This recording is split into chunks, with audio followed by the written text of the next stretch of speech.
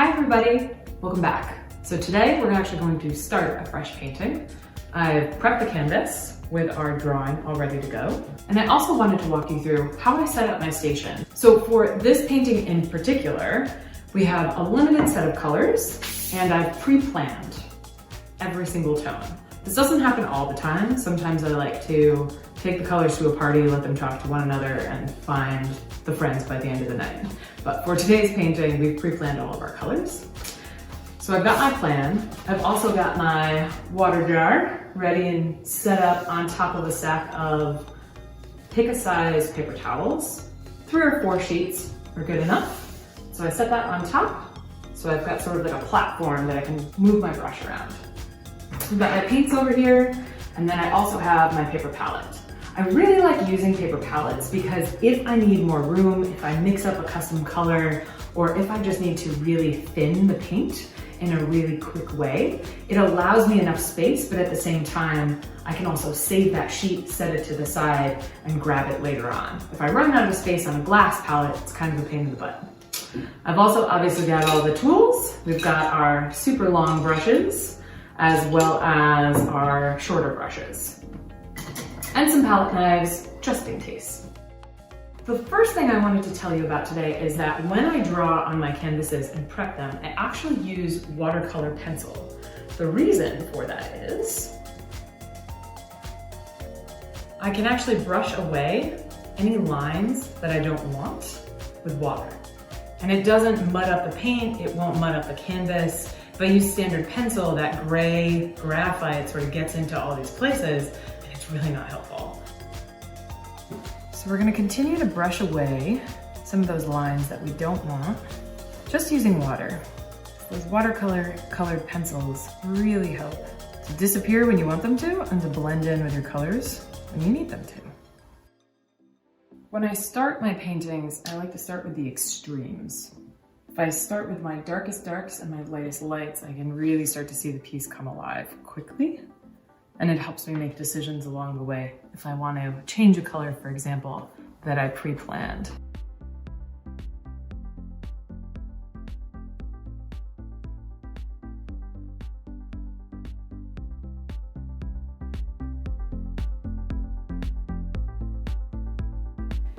If my brush is too big for the shape I'm painting, I simply just switch to a smaller brush that's made for tight corners and little details.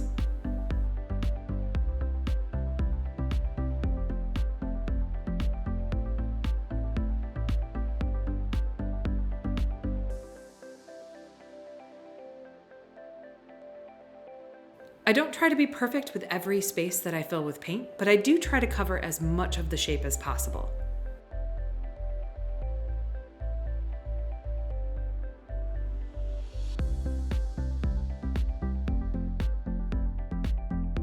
I keep the paint fairly thin in this early stage. It's important for it to be easy to move around and get in all the little spaces in between the shapes. As we keep layering color on color, you don't want to have any of those little white spaces left in between of the raw gessoed canvas. As we build on top of it, it makes it much easier as we get closer to the finish line.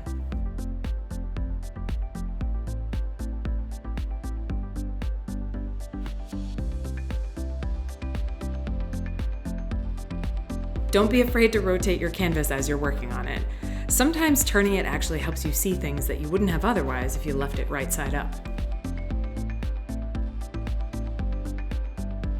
This is also why I like working in a diamond composition. It forces me to turn the canvas while I work.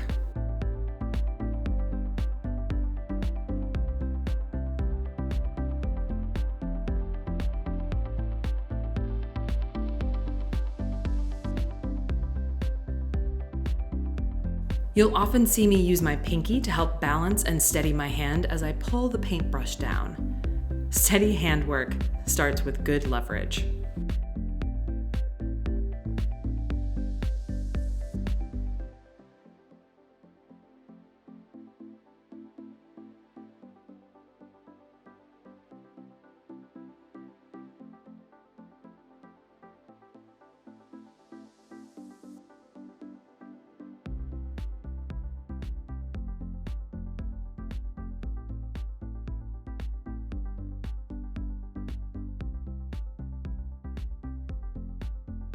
The colors may look very similar to one another right now, but the saturation and opaqueness will start to build as we paint layer on layer.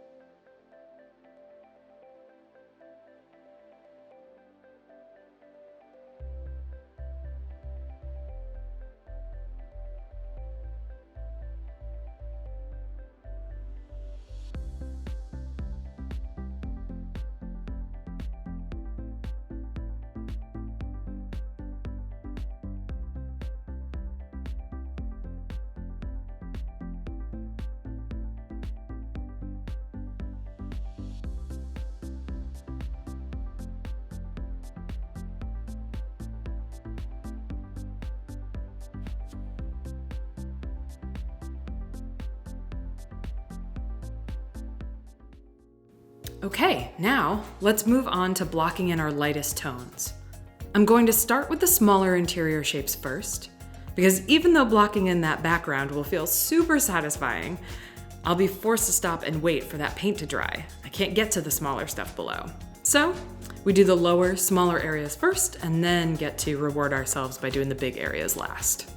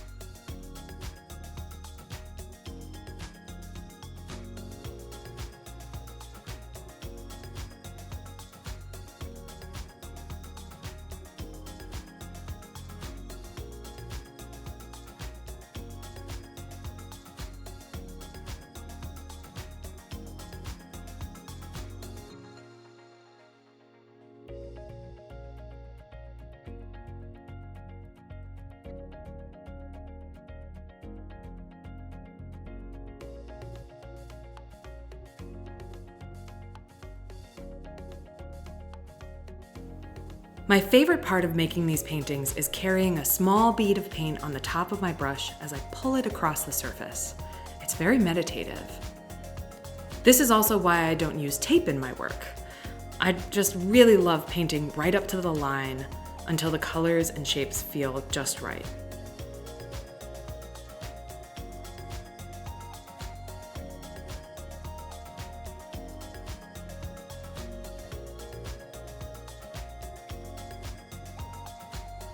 As I start to block in the background, you'll notice that I've left a bunch of lines on the canvas. Even though these fine lines won't get added until the very end, I like having a visual reminder every time I come back to the piece.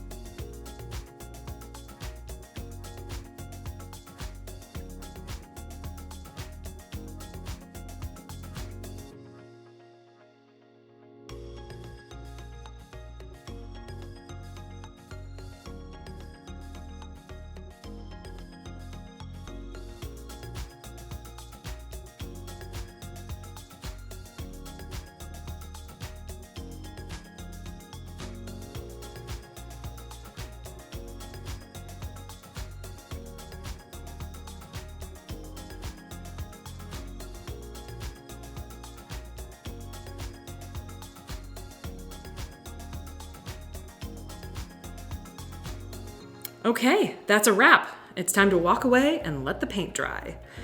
We've made some really great progress today, and I hope to see you next time.